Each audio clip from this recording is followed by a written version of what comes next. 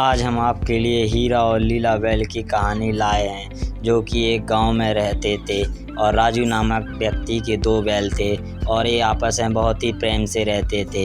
हीरा और लीला बहुत आपस में दोनों एक दूसरे को बहुत प्यार करते थे और प्रेम से रहते थे, कभी लड़ते नहीं थे। एक बार बहुत दिनों टाइम से ये खेती कर रहे थे और आपस में अपना घर का गुजारा कर रहे थे। राजू इनसे बहुत खुश रहता था, लेकिन राजू की पत्नी, जो राजू इनसे बहुत प्यार करता था, वो इनसे थोड़ी जलती थी। तो एक बार राजू की पत्नी ने कहा राजू से, हाँ, मैं इन दोनों बैलों को अपने भाई को दे दूंगी और इनसे मेरा भाई बहुत सारा पैसा कमाएगा। अब तो हमारे पास बहुत कुछ है, मैं इन बैलों को रखना नहीं चाहती हूँ। तुम इन दोनों को बहुत प्यार करते हो और हमारे घर का ख्याल नहीं रखते हो। जाओ, मैं इन बैलों को अपने भाई को दे देती हूँ। और राजू अपने बैलों को अपने साले को दे देता है और साला उन बैलों को लेकर अपने गांव को चल देता है। दोनों बैल आपस में सोचते हैं कि ये मालिक ने हमारे साथ अच्छा नहीं किया, हमने बचपन से लेके अब तक इनकी बहुत सेवा की। और ये बैल आपस में बातें करते, लीला, ये मालिक ने हमारे साथ अच्छा नहीं किया, हमने उनके लिए कितना सब कुछ किया और उन्होंने आज हमें इन के हवाले कर दिया। इन्होंने आज हमें भूखा रखा है और हम यहाँ अकेले कैसे रहेंगे, मुझे समझ नहीं आ रहा हम यहाँ से कैसे जाएंगे। तभी हीरा और लीला बोलो आपस में एक कहानी बना लेते हैं, भागने का उपाय बना लेते हैं। और तभी रात का समय होने लगता है और धीरे धीरे रात होने को होती है और लीला और हीरा अब रात में जैसे ही रात हुई और वहाँ से दोनों रस्सियों को काट कर अपने घर को जाने की कोशिश करते हैं। लीला और हीरा दोनों जल्दी जल्दी अपने घर की ओर चलने लगते हैं। जैसे ही सुबह होती है, राजू ने देखकर बहुत खुश होता है, मेरे हीरा और लीला आ गए, मैं तुम्हारे बिना रात भर नहीं सोया। तुम लोग कहाँ चले गए थे? मैं बहुत दुखी था, मैं तुम्हारे बिना नहीं रह सकता। मेरी पत्नी की वजह से आज रात मुझे तुम्हारे बिना रहना पड़ा। ये तुम्हारी कैसी हालत कर दी है, देखो तुम्हारे पैरों में कितनी चोट लग गई है।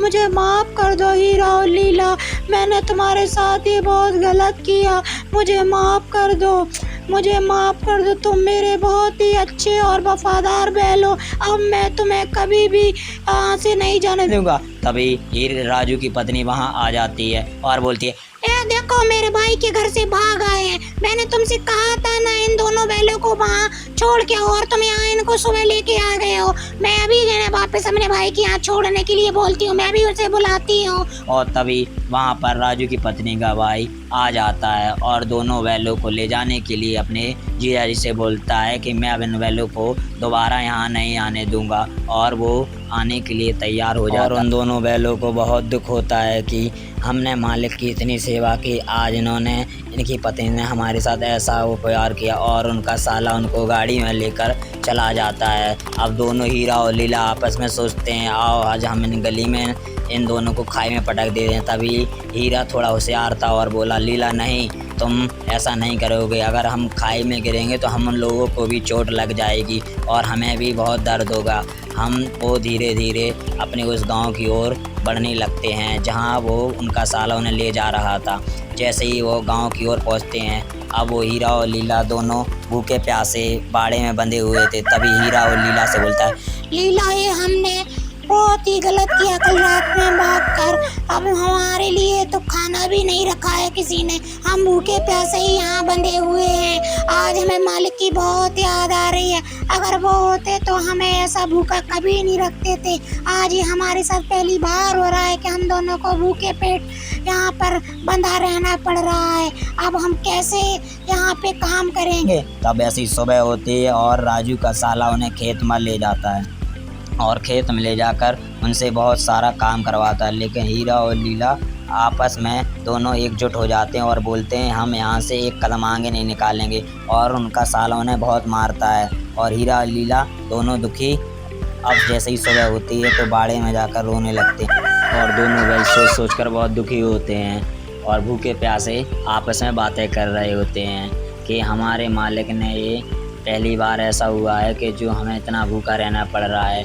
और देखते ही देखते एक बच्ची उनके सामने आती है और उनको एक रोटी का टुकड़ा हाथ में लेकर उनके मुंह को दिखाती है और उन्हें खिलाकर चली जाती है।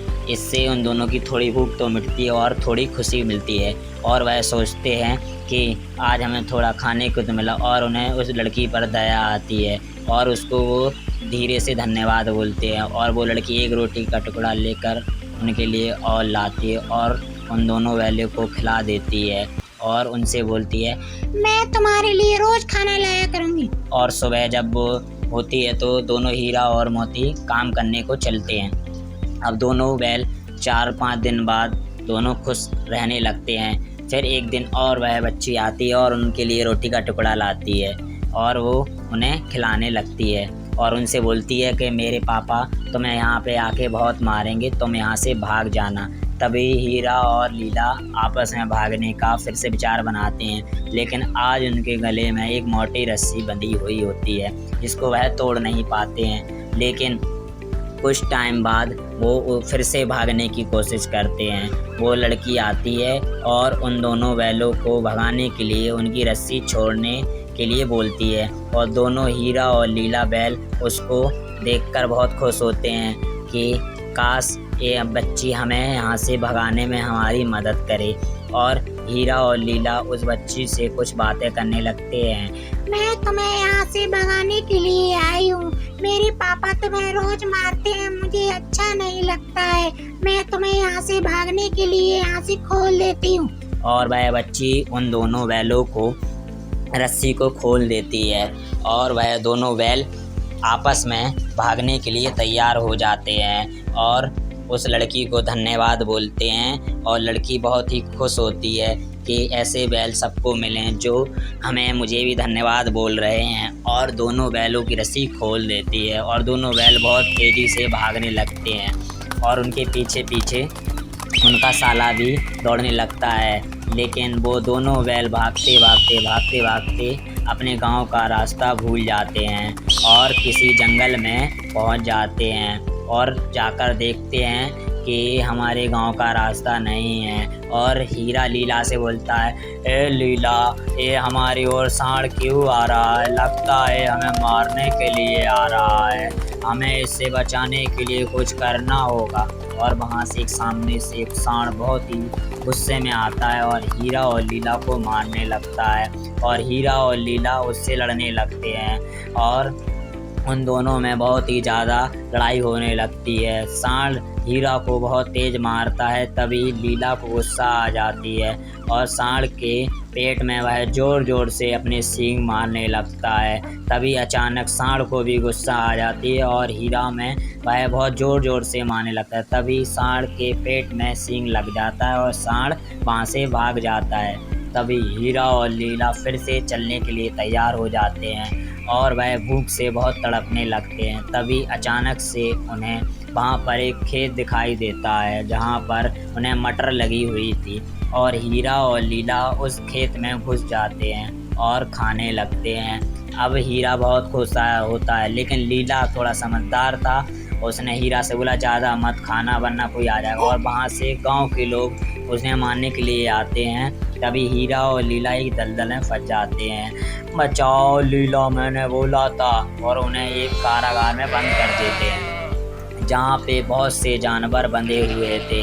भेड़, बकरी, गधा, घोड़ा, भैंस, सभी ऐसे ही उनके तरह उस कमरे में बंद थे। और हीरा और लीला आज फिर उन दो सबको देखकर बहुत ज़्यादा डर जाते हैं और बोलते हैं, हीरा और लीला आपस में बातें करने लगते हैं। कहते हैं, लीला, अब हम बचना मुमकिन नहीं है क्योंकि यहाँ पे जो भी जानवर बंधे हैं मुझे लगता है वो काफ़ी दिनों से भूखे प्यासे हैं और इन्हें खाना भी नहीं दिया जाता है। मुझे तो बहुत ही डर लग रहा है।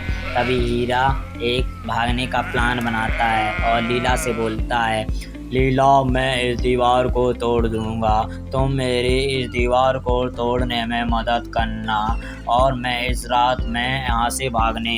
और जैसे ही रात होती है तो लीला दीवार में अपने सींग से ज़ोर ज़ोर से मारने लगता है, लेकिन दीवार थोड़ी थोड़ी सी टूटने लगती है, जिसको देखकर हीरा में भी ताकत आ जाती है और वह लीला के साथ में दीवार को तोड़ने में उसकी मदद करने लगता है। तभी अचानक से दीवार थोड़ी थोड़ी टूटने लगती है और टूट जाती है।